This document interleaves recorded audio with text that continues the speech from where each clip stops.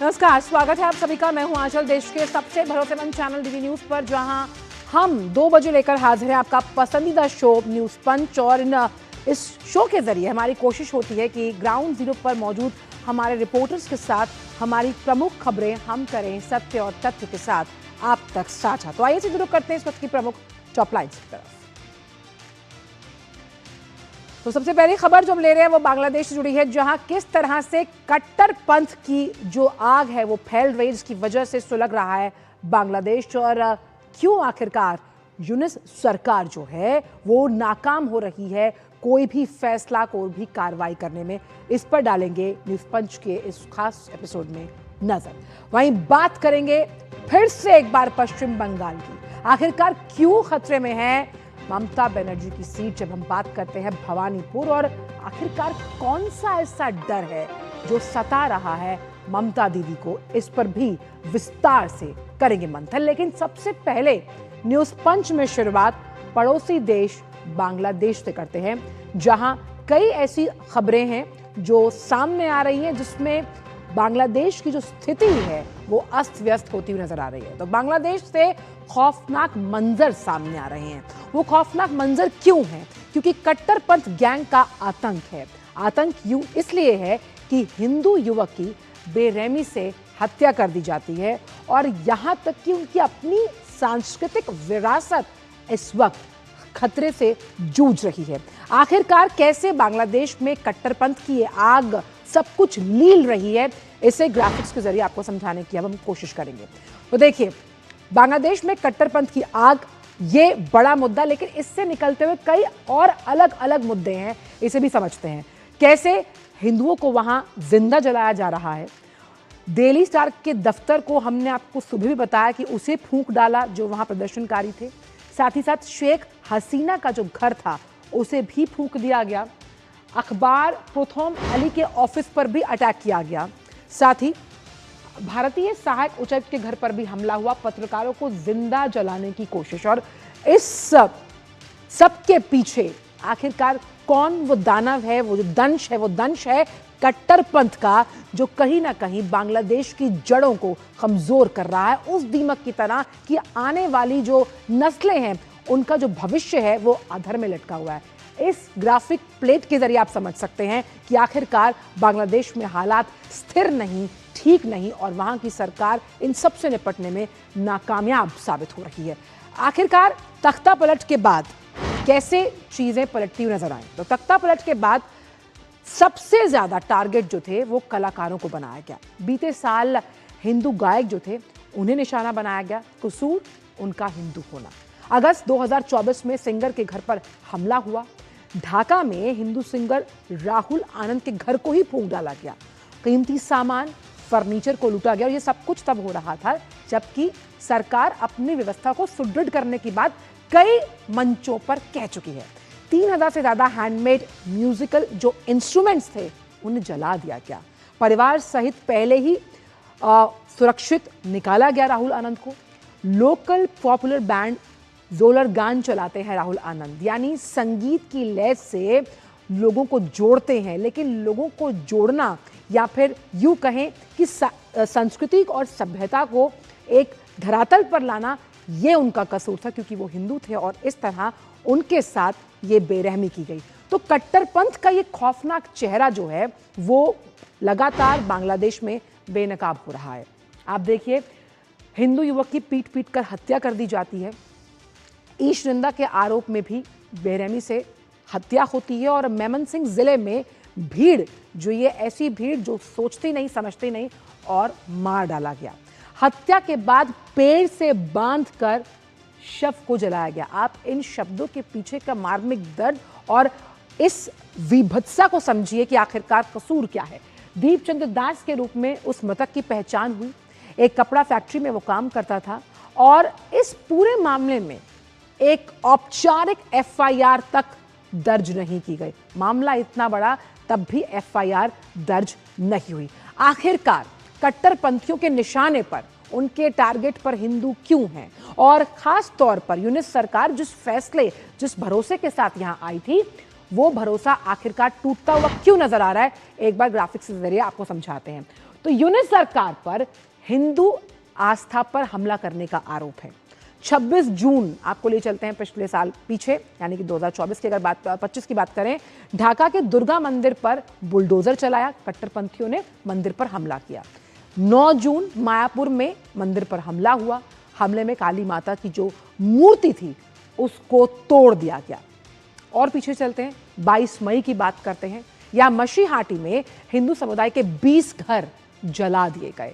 18 अप्रैल हिंदू नेता, याद कीजिए, भावेश चंद्र रॉय की हत्या, इस्कॉन मंदिर बंद कराने की कोशिश की गई। मेमन सिंह दिनाजपुर में 3 मंदिरों में मूर्तियां तोड़ी गई। यानी कि कट्टरपंथियों के टारगेट पर कैसे हिंदू समुदाय है, और पहले भी हिंदुओं को निशाना बनाया गया है। कुछ तस्वीरों के माध्यम से आपको ये विभत्स तस्वीरें बताते हैं कि कैसे चटगांव में हिंदुओं पर हमले हुए। आप इन तस्वीरों के माध्यम से देख सकते हैं कि ये जो बेकाबू भीड़ है वो किस तरह से हमले करते हुए नजर आ रही। हिंदुओं की दुकानों में भारी लूटपाट की भी तस्वीरें हमने देखी हैं। सुरक्षा बलों ने हिंदुओं को ही निशाना बनाया। सुरक्षा बल, वो बल जो आपकी सुरक्षा करते हैं, वो कहीं ना कहीं असुरक्षा में तब्दील हो गए। पुलिस और सेना ने हिंदुओं को बेरहमी से पीटा, यानी कि जिनसे आपको रक्षा की उम्मीद थी वो ही भक्षक बन गए। और आप अपनी शिकायत लेकर जाएंगे तो जाएंगे कहाँ, किससे करेंगे? क्योंकि इस शिकायत को करने के लिए जो पुलिस प्रशासन है वो खुद हिंदुओं को टारगेट कर रहा है। और आप देखिए उनकी दुकानों को लूटा जा रहा है कि मेहनत की गाड़ी कमाई से अपना बिजनेस उन्होंने खड़ा किया, अपनी पहचान बनाई, लेकिन एक पल में सब धराशायी कर दिया गया। और यहाँ यूनिट सरकार का वो फेलियर समझ में आता है कि पुलिस और सेना की जो मिली भगत है एक टारगेट करने की हिंदुओं को, वो इन तस्वीरों के माध्यम से हमें समझ में आती है। तो आइए बांग्लादेश की इस पूरी तस्वीर पर और ज्यादा जानकारी के साथ नवल सिंह परमार ढाका से जुड़ गए हैं फोन लाइन पर। नवल, किस तरह से यूनिट सरकार का फेलियर लगातार कई मोर्चों पर सामने आ रहा है? कट्टरपंथ की आग से जूझ रहा है बांग्लादेश, जहां हिंदुओं को टारगेट किया जा रहा है, वहीं अगर राजनीतिक अस्थिरता की बात की जाए वो तो है ही चरम पर। देखा जाए तो बांग्लादेश का जो हालत है अभी, ये बहुत ही खराब है। उसमें आप लॉ एंड ऑर्डर सिचुएशन देखें या आर्थिक बाबतें देखें या फिर उनका एक्सपोर्ट इंपोर्ट, जो भी पेमेंट, एडमिनिस्ट्रेशन, एजुकेशन, सब तरीके से देखा जाए तो बांग्लादेश का हालत काफ़ी ख़राब है और डे बाय डे वो ख़राब होता जा रहा है। उसमें जो सबसे ज़्यादा दिक्कत जो है वो लॉ एंड ऑर्डर का सिचुएशन है। जैसे कल रात को वारदात हुई, ओस्मान हादी का डेथ के न्यूज़ जैसे ही स्प्रेड हुआ, उसके बाद पूरा मामला जो है, कट्टरपंथी जो लोग हैं उन्होंने मोर्चा संभाला और रैली निकाला या प्रोटेस्ट किया, और प्रोटेस्ट के नाम पे, रैली के नाम पे भीड़ ने सबसे ज्यादा कल जो किसी को टारगेट किया तो मीडिया को टारगेट किया है। डेली स्टार और प्रथम आलो, जो बांग्लादेश के 2 बड़े मीडिया हाउस है, इंग्लिश और बांग्ला दोनों में, वो दोनों का ऑफिस में तोड़फोड़ की, आगजनी की, और डेली स्टार की ऑफिस में करीब 20 से 25 जर्नलिस्ट जो रूफ पे पहुंच गए थे, उनका ऑफिस मतलब सेकंड फ्लोर को जलाया। तो कहीं ना कहीं जिंदा जलाने की कोशिश थी वो। तो उसको अगर टाइमली अग्निशमन दल और आर्मी वगैरह वहां नहीं पहुंचती तो उसमें से बड़ी घटना हो सकती थी, वहां पे बड़ी दुर्घटना हो सकती थी। लेकिन वो लकीली वो बच गया। लेकिन आज के दिन में भी सिलट, कुष्टिया और कई सारे डिस्ट्रिक्ट ऑफिस है जो प्रथम आलो और डेली स्टार के, वहां पे भी ये कट्टरपंथी लोगों ने हमला किया है और उनको ऑफिस में तोड़फोड़ की, आगजनी की है। नवल, लेकिन ये समझना जरूरी है कि कट्टरपंथ के इस दंश को आखिरकार बार बार पानी कौन पिला रहा है, यानी कि इसके पीछे के वो आका कौन है, और जिन्हें किसी का डर नहीं, किसी का खौफ नहीं, जिस तरह की वारदातों को अंजाम दिया जा रहा है। अब अगर हिस्टोरिकली देखें तो बांग्लादेश पहले एक लिबरल प्रोविंस माना जाता था।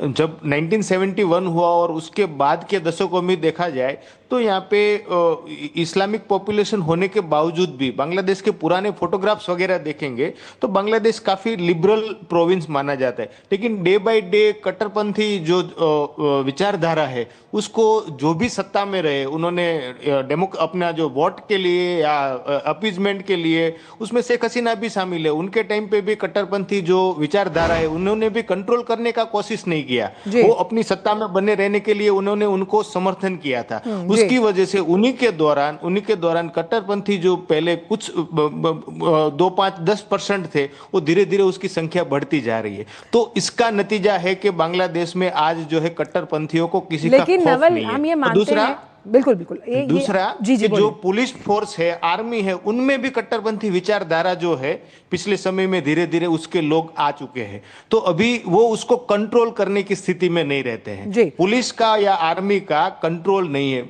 2008-9 के दौरान यहाँ पे केयरटेकर गवर्नमेंट सिस्टम थी, किसी का गवर्नमेंट नहीं था। उस टाइम पे 2 साल के लिए आर्मी डिप्लॉय हुआ था। तो जो लोग उस मामला उन्हें आंखों देखा है, वो बता रहे हैं कि आर्मी का एक जवान रास्ते पे खड़ा होने से 500 मीटर तक लोग बाहर नहीं निकलते थे। इतना आर्मी का डर था, बांग्लादेश आर्मी का। जी। लेकिन बीच के 15-17 सालों में मैडम शेख हसीना की सरकार हो या जो जी। भी हो, जो भी लोग लेकिन सोशल नवल, मीडिया के समय में अब जिस कट्टरपंथी स्थिति की विचारधारा बात हम पनपी है। बिल्कुल, अब जिस स्थिति की बात हम बांग्लादेश को लेकर कर रहे हैं, इसमें सबसे बड़ा सवाल ये उठता है कि वहां चुनाव होने हैं, और जिस वादे, जिस दावे के साथ यूनिस सरकार ने वहां पर स्थायित्व लाने की बात की थी और लोगों को उम्मीद थी कि बहुत कुछ बदलेगा, ऐसा कुछ भी नहीं हुआ। और आने वाला जो साल है, किस तरह से भविष्य को बदलता हुआ आप देखते हैं बांग्लादेश में जो अभी मौजूदा हालात है? यूनुस एडमिनिस्ट्रेशन एक बड़ा फेलियर है। वो उनके इरादे हो या उनके साथ जो लोग जुड़े थे, उसी से उसका जो सफलता या निष्फलता तय हो गया था। तो यूनुस एडमिनिस्ट्रेशन तो फेलियर है ही। उन्होंने ना तो एडमिनिस्ट्रेशन को ठीक करने की कोशिश की, उनके पास मौका था, लोगों ने उनको समर्थन दिया था। काफी जो लिबरल लोग हैं और जो लोग किसी पॉलिटिकल पार्टी से नहीं जुड़े थे, उनको भी उम्मीदें थी। फैनेटिकल और कट्टरपंथियों को तो थी, सब लोगों को उनसे उम्मीदें थी। लेकिन उन्होंने कोई ऐसा काम नहीं किया जिससे कट्टरपंथी लोग को ऊपर कंट्रोल आए, एडमिनिस्ट्रेशन में सुधार हो या इकोनॉमी में सुधार हो या डेमोक्रेटिक इंस्टीट्यूशन। कोई भी देश में डेमोक्रेसी तब बनता है और बना रहता है और बचता है जब वहां डेमोक्रेटिक इंस्टीट्यूशन बने रहते हो। अगर आपका पुलिस पॉलिटिसाइज हो जाएगा, पुलिस कट्टरपंथी हो जाएगा, आपका आर्मी कट्टरपंथी हो जाएगा, आपका जुडिशियरी न्यूट्रल और इम्पार्शियल जुडिशियरी नहीं है, आपका इलेक्शन कमीशन अगर न्यूट्रल नहीं है, तो कैसे डेमोक्रेसी बचेगा? जिस देश तो फिर का ऐसे में बड़ा सवाल, हो, आपने बहुत अहम बात की, जिन तमाम संस्थाओं को निष्पक्ष पारदर्शी होना चाहिए वो है ही नहीं। लेकिन ऐसे में बड़ा सवाल ये, और मीडिया का जो अभी हाल हुआ है, उसमें मीडिया जिम्मेदार है। मैं पिछले 2-2.5 साल से देख रहा हूं यहाँ पे डेली स्टार, प्रथम वालों, बड़े न्यूज हाउस है, मीडिया हाउस है, ठीक है, लेकिन उन्होंने अपनी रिस्पॉन्सिबिलिटी नहीं निभाई है। तब जाके कट्टरपंथी उनके ऑफिस में जाके उनके लोगों को, जर्नलिस्ट को जलाने की जो कोशिश कर रहे हैं, वो तब जाके हो रहा है। मीडिया ने अपनी जिम्मेदारी नहीं निभाई है, वो न्यूट्रल नहीं रहा है, तो वो भी जिम्मेदार है। ऐसे में जिस जनमत संग्रह का हवाला बांग्लादेश दे रहा है कि हम जनमत संग्रह और चुनावी प्रक्रिया को एक ही दिन, मतलब एक ही साथ करवा पाएंगे, ये इस तरह की स्थितियों में सबसे चुनौतीपूर्ण साबित होने वाला है बांग्लादेश के लिए। जी जी, बिल्कुल होगा। चलिए, बहुत बहुत शुक्रिया नवल इन तमाम जानकारियों को हमसे साझा करने के लिए। लेकिन सवाल बड़ा ये कि तमाम जो इन संस्थाओं का नाम नवल ने लिया, जिसमें हम चुनाव आयोग की बात कर रहे हैं, पुलिस की बात हो रही है, आर्मी की बात की जा रही है, वो कहीं ना कहीं कट्टरपंथ के इस दंश से जूझ भी रही है। उसमें खुद में भी ऐसे कई लोग हैं जो कट्टरपंथी हैं, और ये कहीं ना कहीं बांग्लादेश के भविष्य के लिए बहुत खतरनाक साबित हो सकता है। वक्त छोटे से ब्रेक का है, ब्रेक के उस पार आकर बात करेंगे पश्चिम बंगाल में ममता बनर्जी के बारे में। जुड़ रहिए न्यूज पंच के साथ।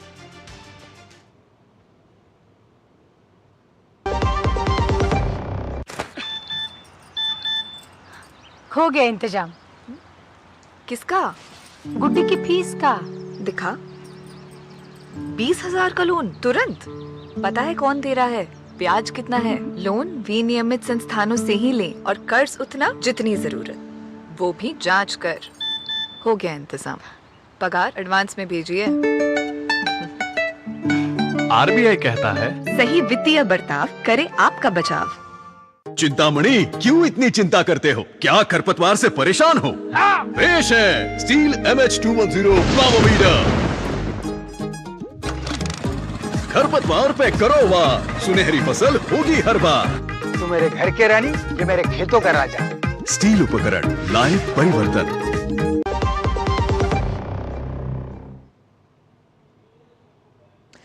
ब्रेक के बाद सभी का स्वागत और बात करते हैं पश्चिम बंगाल की भवानीपुर सीट की, जहां पर खतरे का साया मंडरा रहा है। ममता दीदी को इस वक्त डर सता रहा है।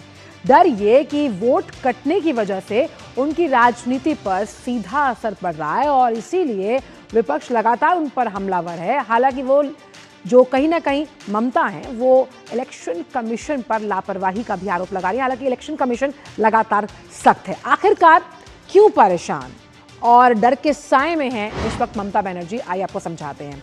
तो जो मसौदा सूची जारी की गई उसकी वजह से कहीं ना कहीं सदमे में है Mamata Banerjee. Booth level agents के साथ उन्होंने एक बैठक ली। ममता की जो विधानसभा सीट है भवानीपुर, उसे चौंकाने वाले आंकड़े आपको बताते हैं। सूची में एक ही झटके से 44,000 से ज्यादा नाम कट गए। एसआईआर की जो प्रक्रिया चल रही है नंदीग्राम की तुलना में 4 गुना अधिक, और ये दोनों ही सीट बहुत हाई प्रोफाइल है। शुभेंदु अधिकारी की सीट है नंदीग्राम, और नंदीग्राम से 10,000 से ज्यादा मतदाताओं के नाम हटाए गए। तो बंगाल की राजनीति की जब बात आती है, बहुत चर्चित क्षेत्र है नंदीग्राम, और 2021 में अगर हम बात करें तो इतने मतदाता हटाए गए, चर्चित सीट है नंदीग्राम। वहीं 2021 में नंदीग्राम से शुभेंदु अधिकारी जीते थे और ममता बनर्जी को हराकर ऐतिहासिक जीत उन्होंने दर्ज की थी। अब जो भवानीपुर निर्वाचन क्षेत्र है सीएम साहिबा का, उसकी स्थिति का आकलन करते हैं आपके आगे। तो जब प्रक्रिया अपनाई गई तो उसमें मृत जो मतदाता हैं वो 10,000, लापता 19,000, जो स्थानांतरित यानी ट्रांसफर हुए वो 12,000 से ज़्यादा हैं, जो डुप्लीकेशन केसेस हैं वो 1,000, अन्य यानी कि अगर मिसलेनियस की बात की जाए 768। कुल मिलाकर आंकड़ा 44,700 नाम हटाए गए।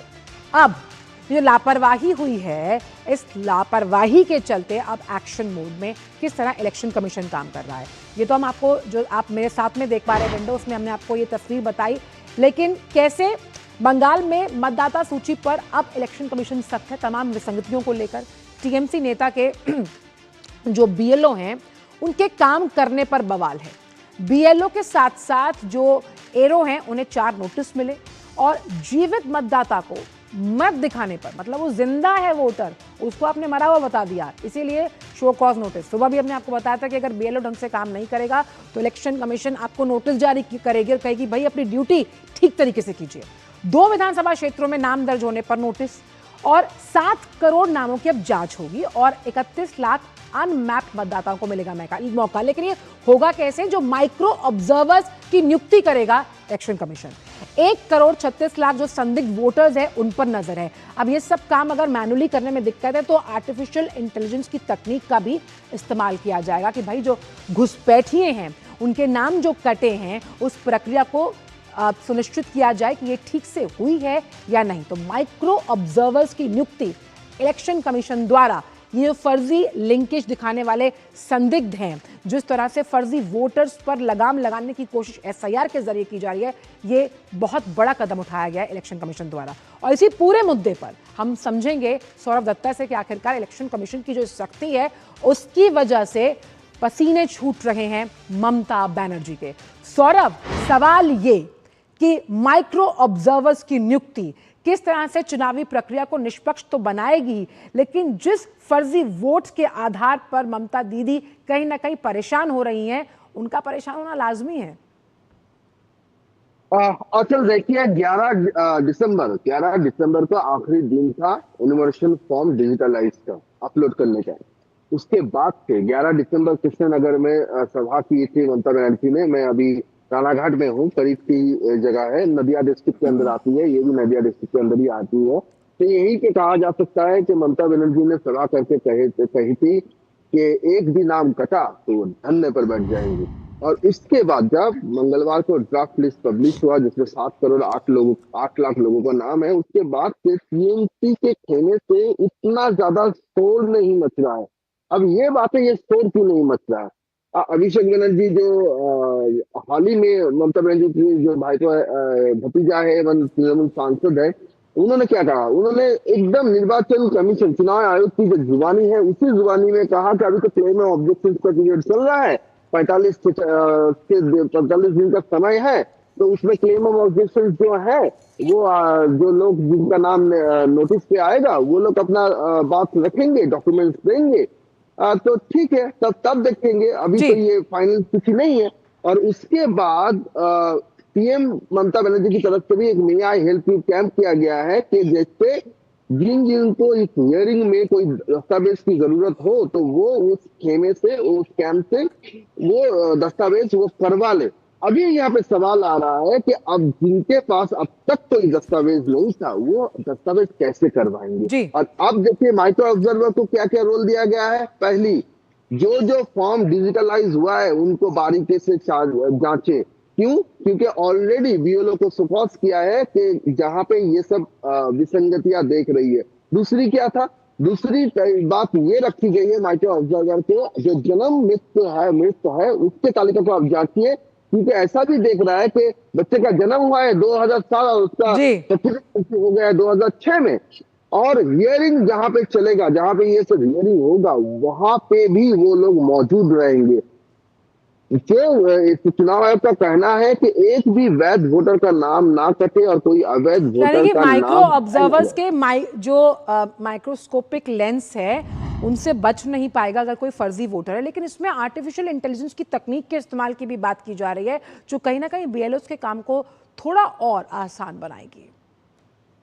देखिए, जो आर्टिफिशियल इंटेलिजेंस का उसका यूज किया जा रहा है उसको, कि इसका एक कारण ये भी है कि 2002 में पश्चिम बंगाल का जो रोल था, वोटर रोल था, वो डिजिटलाइज नहीं था, वो मैनुअल। तो इसको पहले अपलोड किया गया। तो अपलोड करने के बाद उसको अब हर पहलू में उसको जांचा जा रहा है आर्टिफिशियल इंटेलिजेंस से। और उसी के तहत ये पता चला कि वो जो 7 मापदंड थे ना, प्रोजेनी 6 से ज्यादा, एक व्यक्ति 6 से ज्यादा लोगों का पिता या फिर दादा दिखाए गए हैं, या फिर जो भी थे वो 7 जो थे, वो आर्टिफिशियल इंटेलिजेंस के जरिए ही पता चला है। ये भी सीओ और इसमें बहुत संक्षिप्त में सौरभ, क्योंकि जिन बीएलओ से अगर अपनी जिम्मेदारियों का निर्वहन ठीक से नहीं होता तो उन्हें भी शो कॉज नोटिस जारी किया जाएगा। तो ऐसे में बिल्कुल 2 वे कम्युनिकेशन के लिहाज से इलेक्शन कमीशन काम कर रहा है ताकि आने वाले विधानसभा चुनाव निष्पक्ष, पारदर्शी और जवाबदेही के साथ करवाए जाए। अटल जी, बीएलओ को फोकस किया गया है, इसका एक प्रोसेस है, लेकिन बार बार चुनाव का कहना है कि बीएलओ को ये ध्यान में रखना होगा कि एनुमरेशन फॉर्म में जो भी उन्होंने लिखा है, उनके जरिए जो भी अपलोड हुआ है, वो उसका डिक्लेरेशन वो दे चुके हैं। तो आगे चल के कोई भी 19-20 होगी तो जवाबदेही बीएलओ को करना पड़ेगा, एईआरओ को करना पड़ेगा, ईआरओ को करना पड़ेगा। बिल्कुल। तो अगर 19-20 होगी तो आपको 16 आने का जवाब वहां पर इलेक्शन कमीशन को सबमिट करना होगा। बहुत बहुत शुक्रिया सौरभ, इन तमाम जानकारियों को हमसे सीधा साझा करने के लिए। तो आज न्यूज़ पंच में इतना ही। आपसे मुलाकात होगी कल सुबह 10:30 बजे कुछ और नए मुद्दों के साथ। मुझे मेरी पूरी टीम को दीजिए इजाजत। नमस्कार।